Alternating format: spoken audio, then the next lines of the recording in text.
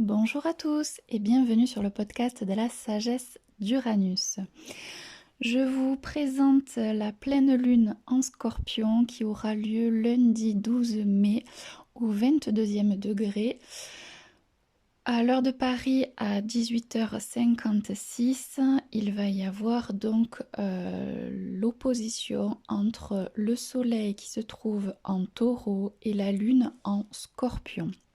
Donc ce qu'il faut savoir, c'est que nous sommes vraiment dans la poursuite de l'épisode précédent. Donc même peut-être que je vais un petit peu radoter. Les sujets de base en profondeur concernant Uranus, les signes fixes ne changent pas, puisque quelques jours après cette pleine lune, nous allons avoir le Soleil et Uranus conjoints exactement au 27e degré. Ça va se produire normalement le 13 mai. Ce qui fait que tout ce que je vous partage concernant cette remise en question, ces bouleversements, cette manière en fait de sortir de la rigidité concernant les signes fixes sont toujours d'actualité pour aller vers une transformation. Cette transformation en pleine lune avec la lune en soleil, on est sur le fait de transcender ses émotions, ce qui nous pèse, ce qui est lourd. Donc toutes ces prises de conscience et ces révélations dans le contexte imprévu, dans tout ce qui est prise de conscience soudaine, finalement c'est aussi pour pouvoir continuer à épurer, à nettoyer, à faire le grand ménage sur le plan énergétique et sur le plan émotionnel de ce que nous portons. Donc il y a vraiment cette notion d'agir pour soi. Donc on revient à réfléchir à des décisions personnelles pour oser affronter des situations où on continue encore à se taire, à ne pas vouloir froisser. Des choses aussi que l'on cache ou que l'on n'admet pas, qui empêchent l'estime de soi et le respect en fait de soi, dans le fait de ne pas perdre de vue ses objectifs personnels. Donc il y a encore vraiment une libération supplémentaire, une action à mener pour poursuivre les détachements extérieurs à soi qui se produisent au détriment de soi. Donc peut-être qu'il y a encore une image à chasser qui peut être faussée parce que l'attachement justement à des blessures anciennes font que l'apaisement et pas si clair que ça. Un besoin de clarté pour le coup, pour oser arrêter de se taire. Il y a vraiment dans l'évitement, pour ne pas sortir du détachement, l'accentuation de notre souffrance. Or, Uranus en taureau vient nous bousculer sur le plan matériel pour aller enrichir notre sécurité émotionnelle. Cette sécurité émotionnelle ne peut pas se faire tant que l'on n'accepte pas de rompre avec la souffrance que nous portons. Donc c'est là-dessus où je me répète et où d'ailleurs les personnes qui m'ont rejoint à Olumeto vont pouvoir se reposer les questions que je leur ai proposées concernant le début de conférence sur Uranus en taureau, que d'ailleurs je vais faire à Propriane à l'hôtel Neptune le samedi 17 mai. L'idée c'est vraiment d'accompagner sur le cycle d'Uranus en taureau qui a commencé en 2018 et qui se termine en 2026, donc dans un an nous allons clôturer ce cycle avec un petit passage dans le signe du Gémeaux pour cet été, pour vraiment nous bousculer par rapport à cette rigidité mentale et à nous obliger de modifier nos états de conscience, à aller vraiment nous permettre de restructurer un nouveau système de fonctionnement qui sera aussi plus visible sur le collectif par rapport aux évolutions qu'il va y avoir encore, que ce soit à travers la nouvelle technologie, la manière aussi de chacun de s'affirmer dans une nouvelle place sociale qui va faire que des des postures en fait vont enfin être visibles dans cette conduite du changement que nous pousse à faire notamment ce mois-ci le Soleil et Uranus conjoints, la mise en lumière de qui je suis, de ce que je suis en capacité d'accomplir, de bâtir sur le long terme. C'est vraiment des choses en fait importantes qui ne peuvent pas se faire tant qu'on ne rompt pas avec notre souffrance aux blessures passées, au matérialisme. Ça ne veut pas dire qu'il en faut pas, bien évidemment, on a tous besoin d'un toit sur la tête et de gagner notre vie. Mais il y a des attachements qui peuvent être excessifs pour éviter justement d'être dans une incarnation plus émotionnelle. Or, à aujourd'hui, pour l'évolution collective, il est temps de se rallier à notre humanité. Et cette humanité-là ne peut pas se faire sans l'acceptation de la transcendance avec nos émotions, de l'inclure comme un moteur favorable et non comme un moteur destructeur, ce que l'on vit actuellement malheureusement dans le contexte de notre société ou dans l'incompréhension ou parfois l'impuissance que l'on a face à nos ressentis et cette crainte que l'on peut avoir toujours pareil avec la lune noire qui est toujours en scorpion et qui vient du coup mettre aussi en lumière encore nos peurs profondes, ces petits vices à l'intérieur de soi où souvent notre mental en fait il est là pour créer de la survie face à nos peurs. Or, en lâchant nos peurs, en arrêtant la rumination, en arrêtant ce côté système fixe, fixé en tout cas sur une idée, sur une question, sans se rallier au mouvement, à se rattacher aux autres, vérifier l'information. En fait, quelque part, on accumule aussi des choses cachées. On peut avoir honte de soi aussi.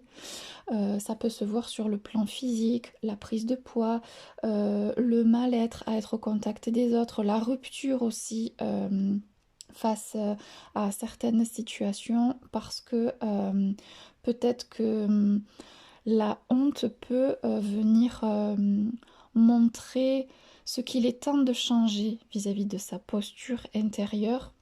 Sauf que lorsque l'on ne se sent pas capable de faire ça, voilà, l'ancien schéma de protection peut être encore en résistance. Ce qui fait que chaque chose en son temps, c'est pas grave si vous vous sentez concerné par cette situation-là. Le plus important, c'est de le prendre en considération, de vraiment en fait accepter dans cette douleur, dans cette souffrance, des comportements qui vont à l'opposé de la guérison et qui font que si vous n'êtes pas prêt maintenant, à partir du moment où vous en prenez conscience, c'est le premier pas pour pouvoir aller de l'avant, pour ensuite oser demander de l'aide, pour ensuite oser faire quelque chose de différent, parce que plus on est conscient de son fonctionnement et de son mal-être, et plus finalement on prend la voie pour pouvoir s'en sortir. Donc là-dessus, pas de culpabilité s'il vous plaît. Et si l'impuissance en fait est très poignant à l'intérieur de vous, sachez qu'il peut y avoir un lien avec le transgénérationnel qui, dans le passé, s'est senti impuissant face justement à ce monde émotionnel, face à un bouleversement de vie qui a fait que quelque chose en fait est à solidifier, à construire aussi au sein même de son foyer, de cet arbre généalogique qui aurait besoin de faire aussi sa transformation. Avec votre aide, vous n'êtes pas dans cette lignée familiale pour rien, vous avez votre rôle à jouer et peut-être que en même temps que vos propres libérations personnelles, vous allez aussi illuminer cet arbre d'une nouvelle manière. En tout cas, insuffler de nouvelles mémoires plus positives pour pouvoir aller de l'avant. Donc en tout cas, c'est tout ce que je nous souhaite à tous. Sachez que donc par rapport à ce cycle d'Uranus, l'idée aussi c'est par rapport aux ruptures de nos attachements, à la jalousie, à l'inertie, aux possessivités. En fait, il y a une quête profonde à s'aimer. Je l'analyse aussi par rapport à Chiron qui est en bélier, qui est le rejet de soi. Il y a vraiment quelque chose en profondeur, le rejet des autres. Le rejet aussi là par rapport à cette carte du ciel qui pourrait mettre en avant des responsabilités dans la vie du quotidien à réévaluer pour accompagner aussi la revalorisation de soi, de sa place, de ses acquis, de sa valeur et de, comment dire, ce feu intérieur en fait. Donc la quête à l'amour, c'est vraiment dans la vie du quotidien, dans chaque chose que l'on fait pour pouvoir affirmer son identité personnelle.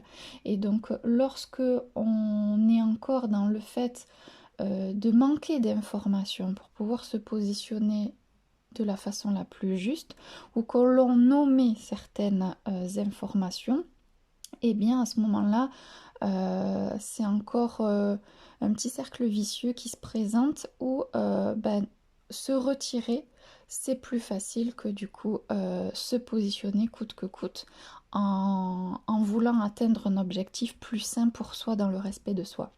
Donc voilà, tout ça, vraiment, ça s'enchaîne, ça ne s'arrête pas. On est en plein cœur de cette transcendance émotionnelle. Et donc l'idée, c'est de se poser les questions suivantes et que nous pourrons d'ailleurs aller en profondeur lors de ma conférence du 17 mai. D'ailleurs, cette conférence-là, l'idée, c'est de la faire un petit peu partout en Corse. En Balagne, sur la plaine orientale, en visio aussi.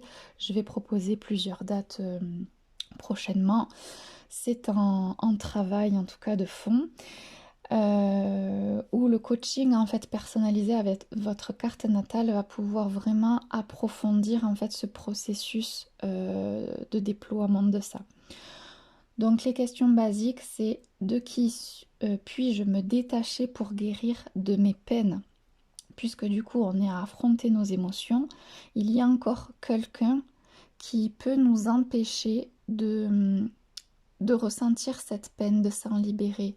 Alors cette personne, ça peut être soit quelqu'un auquel on tient et où du coup, à force de se comporter comme quelqu'un de fort, plutôt que d'accepter qu'on se sent trahi ou en souffrance vis-à-vis de cette relation-là, parce que des fois ça peut être un parent proche aussi, donc c'est difficile de l'accepter, et de pouvoir en fait prendre ce temps solo, d'oser accepter la peine que l'on ressent face en fait à cette relation.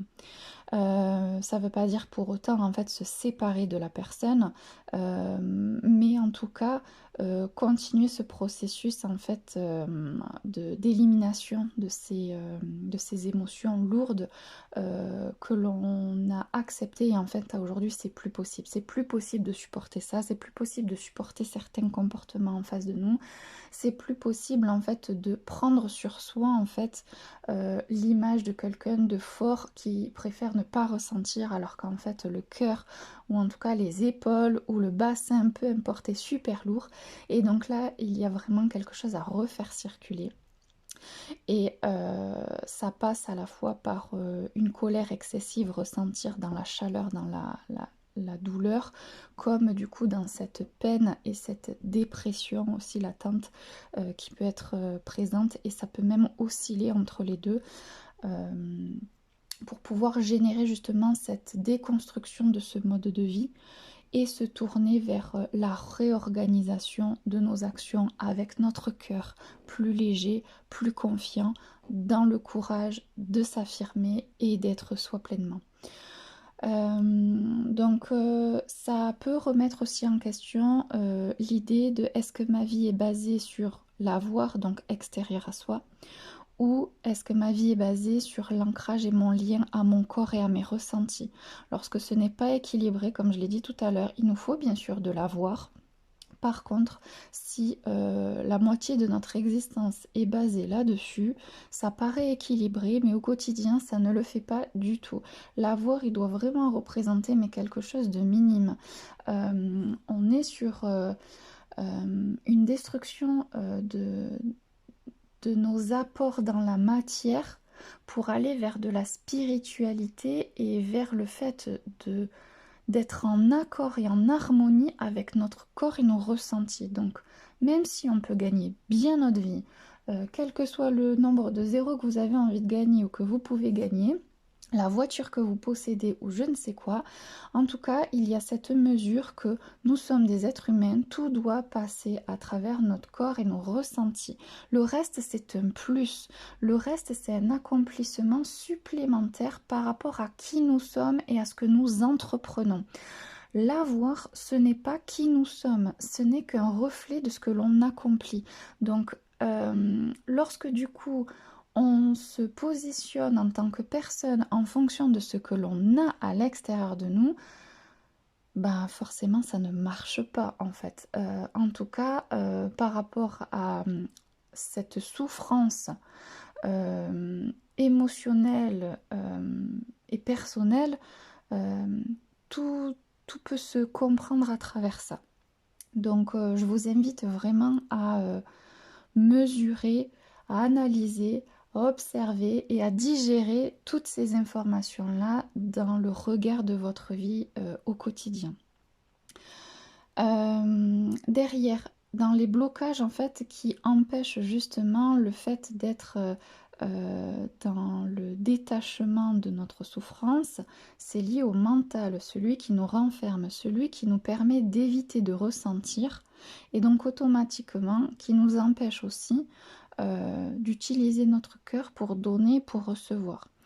On se retrouve un petit peu avec ce côté dépendance affective, cette manière aussi d'avoir longtemps accepté un soutien de personnes en disant oui, alors qu'en fait la réponse est non.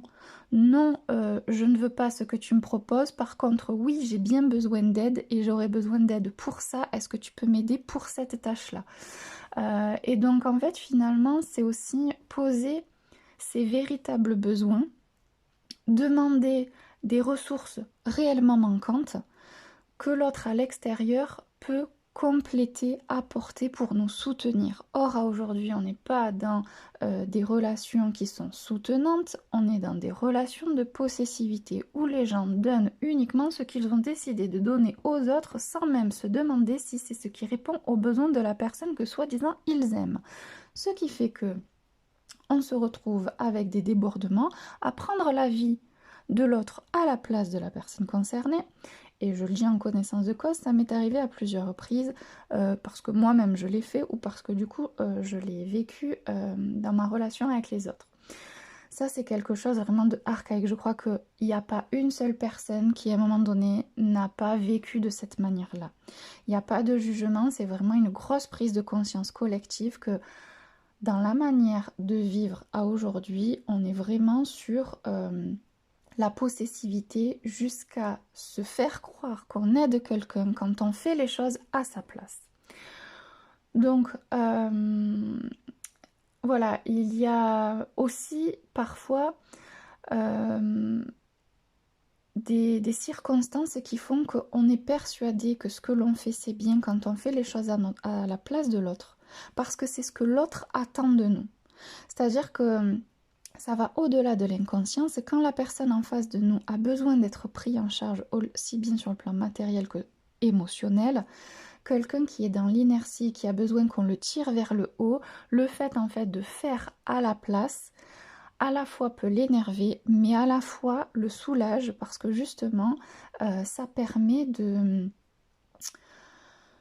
pouvoir ne pas se sentir seul. Ça permet aussi en fait de rester dans l'attachement malsain mais bénéfique de cette personne-ci qui ne se sent pas en capacité de s'en sortir. C'est là aussi où ça demande en fait de prendre du recul, d'oser créer dans cette énergie uranienne des revendications pour pouvoir en fait prendre sa propre vie en main. Soit dire stop aux personnes qui jusque-là nous ont aidés parce qu'on s'est retrouvé dans l'inertie à accepter que du coup on fasse les choses à notre place parce qu'à un moment donné ça nous arrangeait. On se sentait aimé de cette manière-là.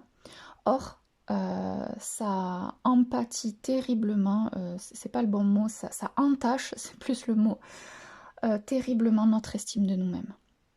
Et donc en fait, il est important aussi de voir de quelle manière on a créé de la dévalorisation mentale avec soi-même, de la sous-estime de soi, de la négligence de soi, parce que en étant trop à attendre des autres, à demander à l'extérieur de nous prendre en charge ou de comprendre des choses euh, qu'ils ne peuvent pas comprendre parce qu'il n'y avait que nous en fait pour le faire par nous-mêmes, et bien du coup accepter plutôt que d'avoir honte ou de se retirer ou de se refermer dans le mental, accepter qu'à un moment donné on en ait eu besoin dans notre vie et que maintenant c'est fini. Maintenant dire je suis désolée, jusque-là en fait c'est comme ça qu'on a fonctionné, c'est comme ça que du coup j'ai pu profiter de me sentir bien ou en tout cas de survivre. Je n'ai plus envie de survivre, j'ai besoin de reprendre confiance en moi, j'ai besoin de faire les choses par moi-même. Donc s'il vous plaît, s'il te plaît, peu importe à qui vous parlez, que ce soit au travail, avec les amis, avec la famille, c'est dans toutes vos relations qu'il y a cette transformation à faire pour pouvoir en fait retrouver votre individualité et le plaisir de faire. Le plaisir de faire à partir de soi. Donc voilà, et c'est là qu'on crée cette reliance à la quête de s'aimer, de se respecter, de se revaloriser soi-même. Donc voilà, c'est quelque chose en fait qui paraît simple à dire, mais dans la vie du quotidien, ça nous demande quand même des efforts. Et ceux qui ne voudront pas faire d'efforts ou ceux qui continueront à être dans la comparaison plutôt que de passer à l'action ou à critiquer aussi les autres, toujours ce côté fixe, mental, dévalorisation de soi, complexe d'infériorité et tout le patata, vraiment c'est encore une fois rester en retrait de ce qu'il est temps de faire pour soi. C'est plus facile de reprocher aux autres plutôt que de se prendre en main et de se regarder soi. Donc ces résistances vont se passer là-dessus sur le plan mental, et Pluton qui est en Verseau, il va vraiment accentuer dans ces prochains jours cette déconstruction, notamment lorsque cet été Uranus va faire son incursion en Gémeaux. Il va y avoir un sacré bouleversement pour pouvoir en fait conduire le changement dans nos besoins et de se libérer de nos modes de pensée. Donc c'est un processus qui est long et qui fait que si à aujourd'hui, quel que soit ce que vous ressentez dans ce que je dis, que vous ayez mal au cœur, que vous en ayez des frissons ou que vous vous sentez soulagé d'entendre ce que je dis, il y a vraiment cette démarche à se responsabiliser et se positionner. Et donc voilà, le mental, quelque part, il est bien pour la conceptualisation, il est bien pour la réflexion, pour prendre des décisions à partir du moment où il est allé chercher les informations, où il est allé vérifier tout ce qui est caché, où vraiment il a fait un travail d'investigation au contact de son environnement. Ça veut dire donc aller à l'extérieur pour revenir à l'intérieur de soi et décider par soi-même. Et donc ça, c'est quand même quelque chose qui demande d'arrêter de chercher du coup aussi une validation extérieure. Donc ça, c'est quelque chose aussi que j'ai tendance à beaucoup faire. Alors on le fait tous de manière différente aussi, c'est-à-dire que moi personnellement, quand je parle, je ne demande pas l'avis aux autres, même si je demande la validation de certaines choses que je peux ressentir parce que je suis encore coincée dans mes intuitions, dans la confiance en mes ressentis. Derrière, c'est comme si aussi je venais provoquer la personne pour qu'elle assume du coup ce qu'elle a à l'intérieur d'elle. Donc je suis une provocatrice dans l'âme. C'est pour ça que j'aime bien la planète Uranus.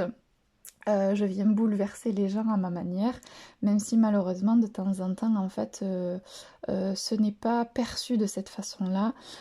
Certaines personnes me prennent vraiment comme quelqu'un de faible qui préfère me rabaisser plutôt que d'écouter finalement ce qui se passe dans la relation. Et donc souvent je me sens bien seule et je me dis quand est-ce que je vais rencontrer des gens comme moi. Et j'ai eu de belles surprises, de belles rencontres au salon d'Olmeto. Où vraiment, voilà, j'ai rencontré des personnes qui, comme moi, sont cash, aiment parler. Voilà, il y a pas de choses secrètes, cachées quand on a quelque chose à dire. Ben, en fait, on le dit, on s'entraide, on se soutient. Voilà, qu'on a envie de crier, de pleurer ou quoi que ce soit. En fait, il y a vraiment eu, en tout cas, cette sensation d'être libre, d'être soi-même. Et ça, c'est hyper important. Et c'est vrai qu'à aujourd'hui, c'est quelque chose en fait qui peut nous faire de la peine à tous, que l'on peut tous ressentir, ce truc de d'être accepté tel que l'on est et de se sentir en fait relié à des gens pour lesquels en fait on n'a rien à craindre. Et en même temps, c'est grâce à une nouvelle posture plus profonde de soi, dans cette sécurité émotionnelle à solidifier, qu'en même temps on permet cette réalisation-là de soi. Donc voilà, j'espère que vous voyez de quelle manière tout est en corrélation. C'est toujours le chat qui se mord la queue. Voilà, où est-ce qu'on arrive à produire le cercle vertueux plutôt que le cercle vicieux. Et voilà, n'hésitez pas à aller faire de nouvelles rencontres, à sortir de vos habitudes, je sais pas, faire une balade différente d'habitude, changer de chemin en prenant votre voiture. Faites des choses en fait qui d'un seul coup vont permettre bah, à ce que vous-même vous soyez acteur du changement et de ce mouvement plutôt que le ciel vienne vous tomber sur la tête avec des circonstances bien plus douloureuses et inattendues, même si bien sûr il va y en avoir encore. Ce sera plus facile avec le fait de s'ouvrir à de nouveaux horizons par soi-même, de pouvoir équilibrer la balance face à la souffrance parce que la souffrance, c'est quelque chose qui est connu, c'est vraiment lié à ce cercle vicieux dont il est important maintenant d'aller au cœur pour pouvoir aller s'en libérer, se décharger. Donc tout ce qui est soins énergétiques, neurotraining, déchargement émotionnel par l'écriture, voilà, toutes les disciplines, le yoga aussi. La méditation pour ceux qui auraient besoin d'arrêter d'utiliser le mental pour pouvoir se recentrer dans le corps, tout ce qui est sophrologie, en tout cas créer des pratiques de soins pour soi, d'agir pour soi, puisque de toute façon on n'a pas la main sur l'extérieur. Donc voilà, en tout cas c'est les conseils que je vous donne, d'aller vers ça et de ne pas s'abandonner dans la création de la solidité à notre sécurité émotionnelle face à des bouleversements matériels et affectifs par rapport à des ruptures, des déménagements aussi. Moi je suis concernée par le déménagement, ça arrive. Euh, et, euh, et en fait l'idée c'est vraiment de s'organiser pour créer cette nouvelle vie saine. Oui, des bouleversements, il y a des gens qui à un moment donné vont se retirer de notre vie, soit parce que le déménagement est à distance par rapport à là où on se trouve, soit parce que finalement, rupture brutale avec quelqu'un qu'on n'envisageait pas, des décès peut-être encore. Voilà, en tout cas, il y a à travers certaines choses inattendues, pas évidente sur le plan affectif et émotionnel, de belles réalisations dans l'expansion de soi et dans la conduite de ce mouvement et du changement. Oui, on ne sait pas ce qui va se passer demain, mais dans l'adaptation, dans cette légèreté à sentir que quoi qu'il arrive, en fait, on trouve toujours quelqu'un pour nous tendre la main et pour se soutenir et pour s'entraider. L'entraide est quand même présente à partir du moment où on est dans le fait d'accepter de donner, de recevoir. Ça se fait. Si par contre on est vraiment encore trop renfermé dans ce mental, dans l'isolement, même si s'isoler ça fait du bien aussi, hein, mais si c'est à l'extrême, dans la rumination mentale, à être toujours dans la colère et à reprocher à l'extérieur, dans le drama, automatiquement c'est compliqué en fait de recevoir des mains tendues aussi lorsqu'elles se présentent. Donc voilà, c'est important de se le rappeler en fait ça, qu'on a des passages dans la vie, on peut s'isoler pendant 5 jours, par contre si ça dure depuis plusieurs mois, ce système-là, demander de l'aide, voilà, de la psychologie, vraiment quelque chose qui permet d'être accompagné sur le processus de pensée. Voilà. Voilà pour ça, c'est beaucoup de choses. J'espère que ça vous aide, que vous vous projetez bien aussi pour prendre les choses en main, ce qui sera bon pour vous. Donc je vous retrouve pour ceux qui le peuvent et le souhaitent ce dimanche 11 mai à Trave pour un accompagnement autour de l'estime de soi. Donc on sera 4 praticiens. L'estime de soi, comme je viens de le dire, c'est vraiment hyper important. Et donc là, ce sera la première journée pause. Ce dimanche 11 mai, il va y en avoir d'autres en Corse. De la même façon que ma conférence sur Uranus en Taureau qui est le samedi d'après le 17 mai à l'hôtel Neptune à Propriane. Il y en aura d'autres aussi, donc n'hésitez pas à venir vers moi, à me dire Sophie, je suis intéressée, voilà, pour pouvoir vous partager les dates et rassembler les gens, que ce soit en visio, en Balagne, sur la plaine orientale comme dans le sud. Voilà, j'aimerais me positionner pour être disponible au maximum de personnes. Voilà, parce que ce processus en fait de 7-8 ans, il est quand même grandiose depuis 2018. C'est d'ailleurs depuis ce transit de l'entrée à Uranus que ma vie a totalement changé, que je suis partie de Toulouse, que j'ai fini en Australie, que j'ai découvert l'astrologie et où maintenant je suis devenue astrologue. C'est fou tout ce qui peut se passer en fait en si peu de temps. Et en même temps des changements mais tellement profonds, bouleversants.